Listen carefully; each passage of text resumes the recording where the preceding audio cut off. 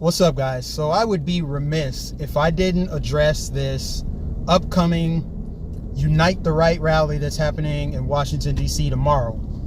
Now, this is the weekend. It's the anniversary of the Charlottesville Unite the Right meeting, which obviously we know how that turned out. But you can't help but notice what the media is doing as far as sensationalizing this movement, and I need to talk about that because it bothers me. It bothers me for a couple different reasons. Now, for number one, as a black man in America, I am not concerned even the least bit with white supremacists, KKK, neo-Nazi. I don't care. It has had no bearing on my life. This is not the 1920s and 30s and 40s and 50s when they were actually had large numbers and it was basically acceptable for them to terrorize black people and lynch people and all the horrible things that they did. But we as a society have moved so far past that. But for the media to prop it up as if it's a growing movement and Donald Trump is emboldening them, it's just a big fat lie.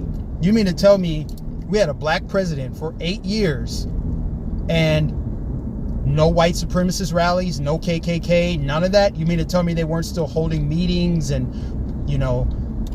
burning crosses in the woods in Georgia? You mean to tell me none of that stuff was happening? Or could it be that the media just wasn't covering it because it didn't fit their narrative and because it's also not as big of a deal anymore? I mean, if you had 300 protesters or 300 white supremacists at a rally, which is probably what I think that's the estimated number for tomorrow, like roughly 300 people, they're going to be surrounded by what, 1,000 to 1,500 Antifa alone? So that tells you we've progressed as a society. Like, there are more people in the United States who disavow white supremacy, neo-Nazism, all that crap. There are way more people who disavow that than support it. But the media is propping it up to push fear and distract black people. They want black people to be scared. They want black people to be distracted by the great things Donald Trump has done for them, like the lowest unemployment rate. His approval rating is up. Kanye West just said he's not going to be bullied by liberals. He likes Trump, and that's that. They are focusing your attention, trying to redirect it on this white nationalist thing. There's a much bigger problems, much bigger fish to fry in the black community. Like, I don't know, maybe the 71 people that got shot in Chicago last weekend. Maybe that's a bigger issue. Maybe pushing Democrats out of office who are against school choice, which keep blacks right in that situation that they're currently in. See, those are the issues black people need to be focused on. But they're focused on this Unite the Right thing. These white people are meeting. Donald Trump's emboldened this racism. Why weren't these people protesting and marching and, holding rallies when Obama was in office? They were, but the media didn't cover it because they want to prop it up, and they're breathing life into it just by giving it coverage. Just by giving it coverage and interviewing them and putting their faces on TV, they're getting validity to them. You know what else it also makes me think, and I did hear about this too, that it's all staged, because there were some people that talked about this last year, how with Charlottesville, they were busing in not only white nationalists and neo-Nazis, but they were busing in Antifa as well. So it makes me think it might be a staged event. I wouldn't be surprised, but I also know that there are white supremacists out there. So what? Who cares? Has no bearing on my life whatsoever.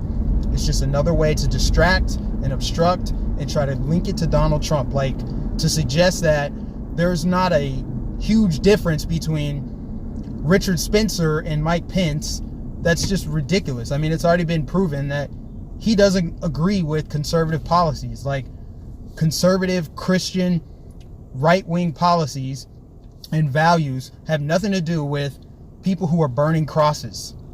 So it's just, it's frustrating to see the media distract so many people, because I know that what they're doing is actually working. I know a lot of people are fearful and they're pissed off, but in reality, you just need to turn off the TV and put more stock into your personal experience. Are you being called the N-word every day? Are you being run out of restaurants? I mean, if you're conservative and black, you probably are. But outside of that, life is good. America has progressed more than you could imagine.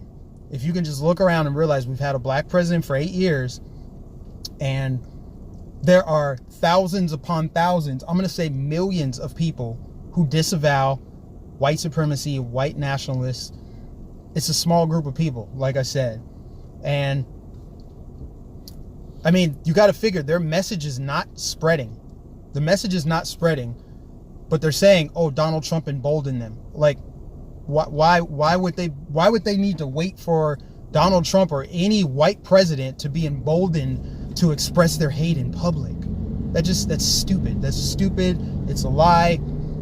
That's what they want you to believe. That's the narrative they're pushing. And so I'm just going to counteract that narrative, because white nationalists, neo-Nazis, KKK, they have no platform other than the platform that the media is giving them. And this isn't just CNN and MSNBC. I've noticed some alternative media that I follow on YouTube, they're doing the same thing. They're doing the same thing to give validity to this white nationalist movement that's not even a movement, to keep everyone in fear. So if you need proof that racism is a business and racism is created, here's your proof, because I just laid out for you that we had a black president for 8 years, and not once did you hear about white nationalists and KKK members meeting, because they weren't covering it.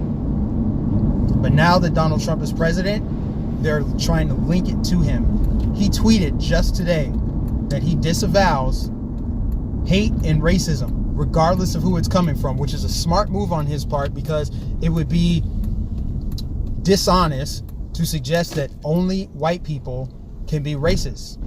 We saw it on the 4th of July, where the black woman assaulted the 90-year-old Hispanic man with a brick and told him, "Go back to Mexico."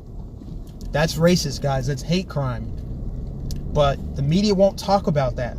They only want to talk about police brutality and KKK and Laura Ingraham and how it's alt-right, and they want to blend it all together. They just want to conflate it all to create their narrative and push it on you and keep you in fear. So, like, comment, share this video. Make sure people know. Use your brains, guys. Turn off the TV. Turn off the TV and turn on your brain. Use your brain to look around you and say, you know what? I've dealt with a lot of white people today, yesterday, this past week. They were all friendly. You know, maybe some of them weren't, but maybe that doesn't have anything to do with racism. Just turn on your reality and look around you and ask yourself, are we in the 1940s? You know, are there people wearing the sheets over their head? Are they coming after me? Or, you know, are people waving Confederate flags in my face and swastikas? Is that happening? Or is CNN and all these fake mainstream media outlets telling me that I need to be afraid of some white nationalist meeting that's happening? It's just my thoughts, guys. Let me know what you think in the comments. Like, share, subscribe. Don't forget to follow me on Twitter, Facebook, Instagram, all that good stuff. I'll catch you guys in the next video.